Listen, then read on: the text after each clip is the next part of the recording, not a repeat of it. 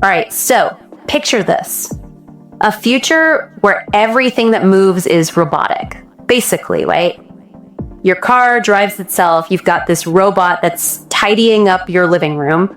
Maybe even, like a full-on humanoid assistant. I mean, it sounds pretty wild, right? Like something straight out of science fiction. It does sound like a big leap, doesn't it? Yeah. But it's closer than you think. It's happening, and NVIDIA is right at the center of this whole thing, which explains, their incredible rise, how they become so valuable. And today, we're not going to get bogged down in all the business stuff, no talk of market caps or how they're managed.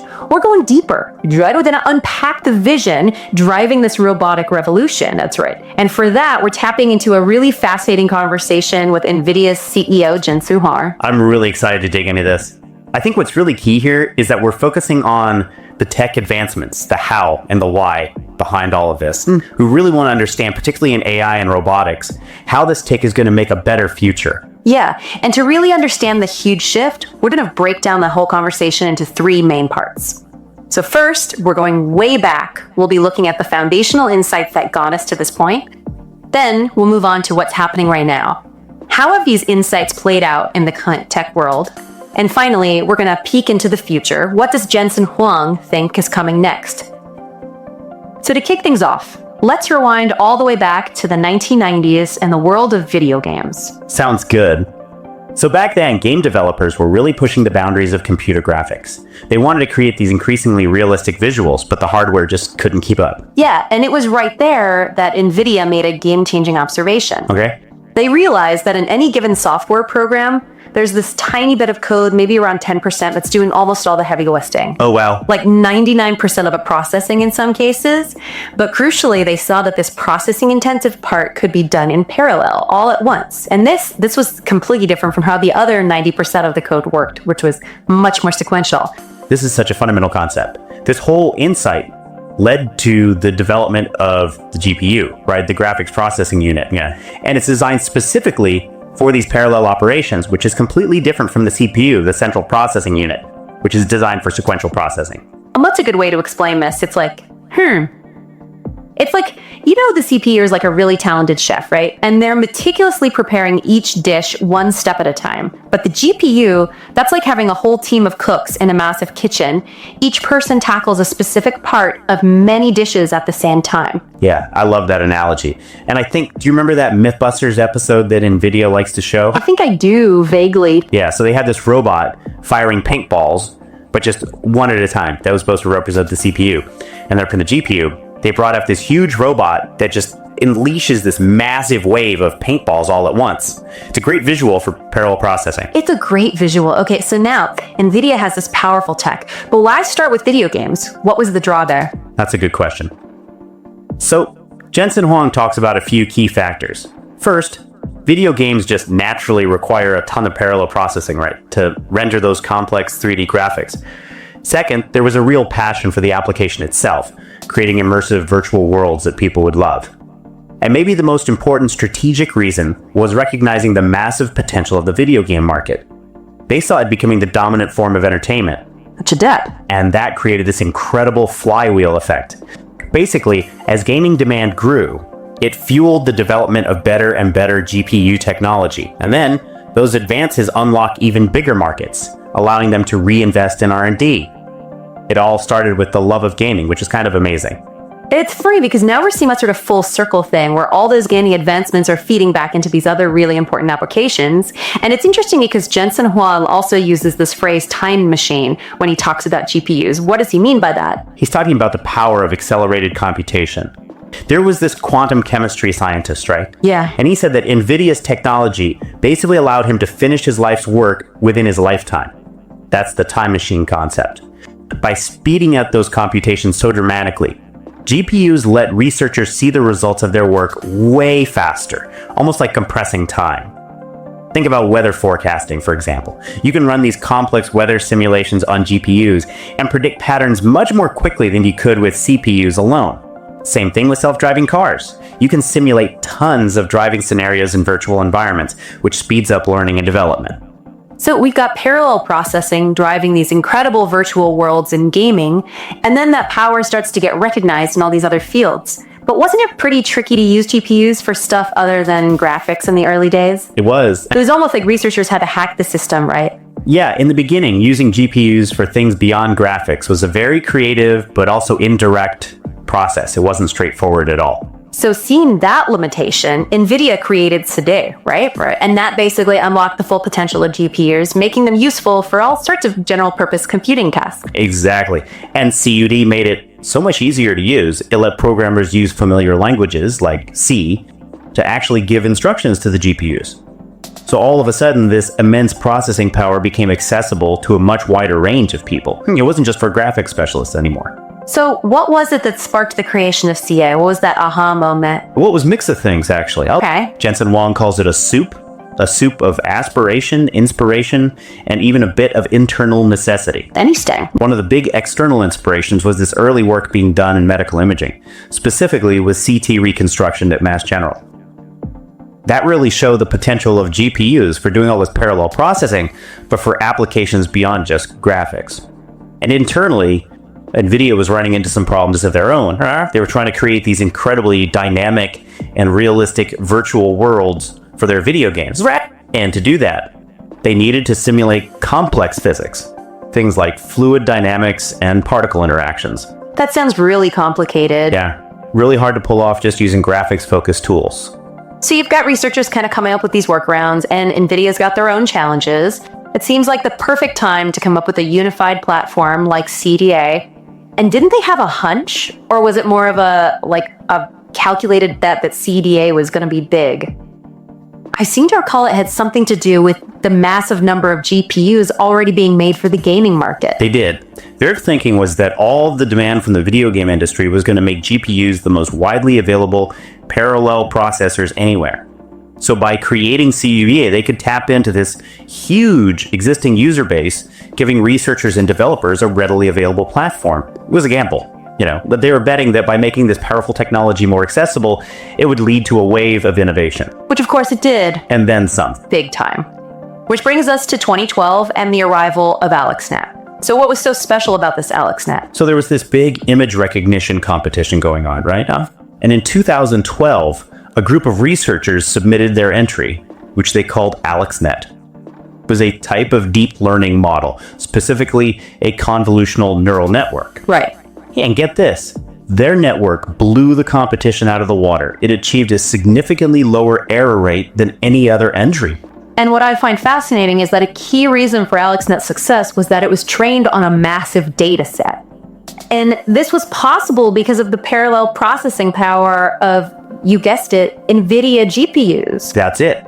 That parallel architecture of those GPUs was absolutely crucial for training such a huge and complex neural network on such a gigantic data set. It just wouldn't have been feasible otherwise. And you know what? This event, it marks a fundamental shift in the way we think about computing. Okay. It was a move away from explicitly programming computers step by step, telling them exactly what to do. Right. Instead, we started training them with massive amounts of data, letting them learn and find patterns. This was the birth of the modern AI revolution. It was huge. So what was NVIDIA's reaction to all of this? Did they immediately grasp just how significant this was, how big of a deal it was? Jensen Huang says that whenever you create something entirely new, like they did with CEDA, there's always a bit of uncertainty, right? But their core belief was this. If they provided the right tools, researchers would find all sorts of innovative and amazing ways to use them. Right. And AlexNet's success was basically the proof they needed. They saw that if deep learning could scale, if these architectures could get bigger and learn from even more data, then a whole bunch of machine learning problems could potentially be solved. And that realization spurred NVIDIA to make some big changes. They completely re-engineered their computing infrastructure, which led to the development of DGX, their system specifically designed for those heavy-duty machine learning tasks. And then everything took off, right? Problems that seemed almost impossible to solve. Things like computer vision, speech recognition, understanding natural language. Suddenly, there was progress, real progress being made at a really fast pace. It was mind-blowing. We weren't just talking about small improvements here. Right. These were significant leaps forward in capability, and they were happening one after another. Yeah. It really highlighted how transformative this new way of computing was. So we've gone from this idea of parallel processing in games to this full-blown AI revolution powered by deep learning. What's next? Looking ahead, Jensen Huang talks about this shift from AI science to AI application. What does that mean exactly? That's a great point.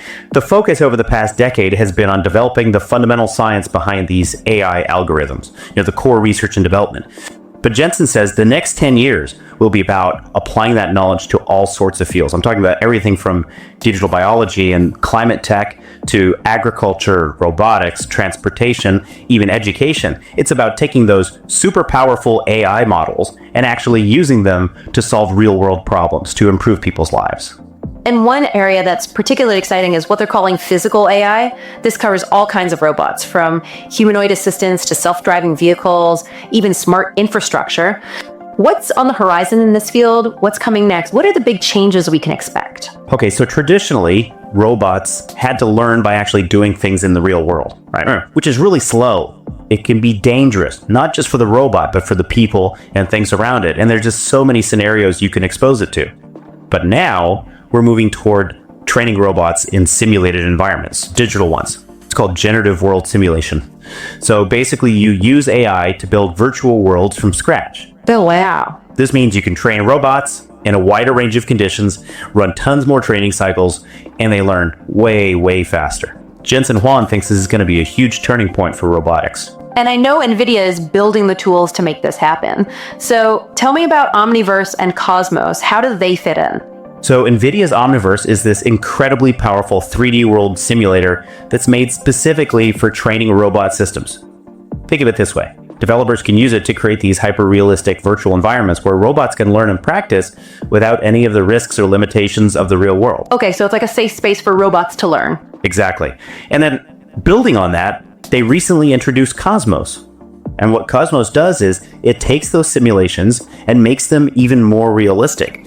It adds in things like variations in lighting, different weather patterns, dynamic interactions with other virtual objects. It just makes the whole thing much richer and more true to life. And I remember Jensen using this really interesting analogy to explain Omniverse and Cosmos. He compared them to ChatGPT. Oh, yeah. So if you think back to those early versions of ChatGPT, they were great at generating text. But sometimes they would just make things up, right? They hallucinate, as they call it. Come up with stuff that sounded plausible, but it wasn't actually true. It was like they were making up facts. Yeah. And that was because they weren't always grounded in a reliable source of truth. Okay. Later versions of large language models, they fixed that by letting you provide them with context. So like you could feed it a document. Yeah, exactly. And that document becomes its ground truth. So for robots in the physical world, we need something similar. They need to grasp these basic physical principles like gravity, friction, the fact that objects don't just disappear, cause and effect. Jensen calls it physical common sense. And Cosmos, that's NVIDIA's attempt to create this world language model. It's about encoding that fundamental physical understanding into the AI. And Omniverse provides that ground truth for Cosmos through those physics-based simulations, right? Exactly. Because Omniverse is built on those accurate physics simulations, the ones based on well-established mathematical principles, it can generate a practically infinite number of scenarios that are physically plausible. And by training Cosmos within these Omniverse environments, the AI learns to predict realistic outcomes. Just like those language models grounded by a document can generate more accurate text. That makes a lot of sense. Can you give me a concrete example, like how would this actually work in practice? Okay, so imagine you have a robot in a warehouse, and it needs to learn how to get around. Instead of programming every single route manually, which would take forever and could lead to mistakes or even damage, you can simulate all those routes in Omniverse. You do it super fast, and you can test it under different conditions, like low visibility or if there are unexpected obstacles. So the robot gets to learn and optimize its movements in the simulation before it ever sets foot in the actual warehouse. It's safer and much more efficient. So looking ahead, say 10 years from now, Jensen Huang makes this pretty bold prediction. Everything that moves will be robotic. It's a big statement. He's basically saying robots are going to be everywhere. He really is. He sees a future where things we do now, like mowing the lawn ourselves, will seem totally outdated. He thinks every vehicle will become autonomous, self-driving, and humanoid robots, the ones that can do a wide range of tasks. He thinks those are right around the corner. And all of these robots, they'll be trained extensively in virtual environments like Omniverse and Cosmos. They'll be learning from millions of simulated scenarios before they ever operate in the real world. It's like boot camp for robots. Exactly. And he even mentions having his own personal AI companion, which he calls R2. Like the droid from Star Wars. Yep. So is that the future of how we'll interact with technology? He seems to think so. And what's really interesting is he doesn't see R2 as just a single physical robot. Okay. He imagines it as this AI that's integrated into all the devices we use, our smart glasses, phones, computers, even our cars, and any physical robots we have. So it's like a constant companion that learns and evolves with you throughout your life. Pretty amazing. It's pretty wild when you think about it. But with all this change, with this future unfolding, there are some concerns, right? Like potential risks. Does Jensen address any of that? He does. He knows people are worried about things like AI becoming biased, producing harmful or misleading information, even being used for malicious purposes. But he stresses that NVIDIA is committed to tackling these challenges head on. He talks about rigorous engineering practices, building in redundancies, and creating this collaborative community effort to spot and mitigate risks. It's all about being proactive. And he also talks about how the nature of technological limitations is changing too, right? That's right. It's not just about raw CPU power anymore. It's about energy efficiency now. Ultimately, the amount of computing power we can actually use comes down to how much energy we have. And NVIDIA has made some incredible progress here. They've managed to increase the energy efficiency of their AI supercomputers by a factor of 10 every 2 years since 2016. So every 2 years, 10 times more efficient. But think about that. It's like if your car or your appliances became 10 times more energy efficient every 2 years, it would be a game changer. And this focus on energy efficiency is crucial because we're building these increasingly intelligent systems that need massive amounts of computational power to function. We need to do it in a way that's sustainable. Now, I know some of our engineer listeners have a very specific question. As AI models are becoming more specialized, like those transformer networks, how does NVIDIA decide whether to design chips that are tailor-made for those models, or do they stick with more general-purpose architectures? What's their philosophy there? That's a good question. NVIDIA's philosophy is that AI algorithms will keep evolving, maybe even faster than we expect. Good sense. So the leading models today, like transformers, they might just be a stepping stone to something even more advanced. Their approach is to build these really flexible hardware platforms that can adapt to whatever comes next. They don't get locked into a specific design that might become obsolete quickly. It's like the difference between a general purpose computer and a single function appliance. Yeah, like a toaster versus a laptop. Exactly.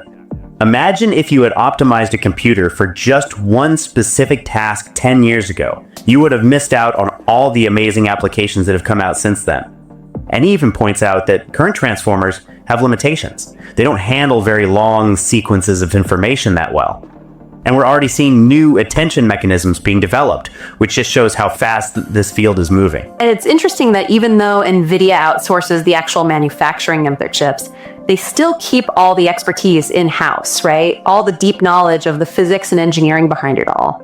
Oh, absolutely. So while companies like TSMC handle the actual fabrication of the chips, NVIDIA feels it's super important to have that internal expertise, that deep understanding of things like semiconductor physics and advanced cooling technologies. It lets them know what the limits are, what's possible with current technology. And then they can work closely with those manufacturing partners to push those boundaries further and further. I mean, they even have aerodynamic engineers on staff to design these super efficient cooling systems for their processors. They're not messing around. So to wrap things up, what are some of the big things that NVIDIA is betting on for the future? Where are they focusing their efforts and investments? So Jensen highlights a few key areas. Combining Omniverse and Cosmos, that's a big one. They're really going all in on those sophisticated generative world simulations. They think that's going to be the foundation for all kinds of robotics and autonomous systems. They're also putting a lot of resources into advancing humanoid robotics, using digital biology to understand and predict those really complex biological processes. And they're also looking at climate science, building high-resolution models to predict climate change. Overall, their goal is to use their advanced computing power, that time machine, to see into the future and help shape it for the better. It really does feel like we're at this turning point, and NVIDIA's vision and technology are playing a huge part in it all. So for our listeners, after taking this deep dive with us, what can you do to get ready for this future? What would you say? Well, I think the most important thing is to start thinking about how AI can change the way you work and live. What are some tasks that take up a lot of your time and energy now? What if those could be done instantly? Jensen compares it to the impact that things like highways and video conferencing have had on our society and our work. It's like changing the infrastructure of how we do things. Exactly.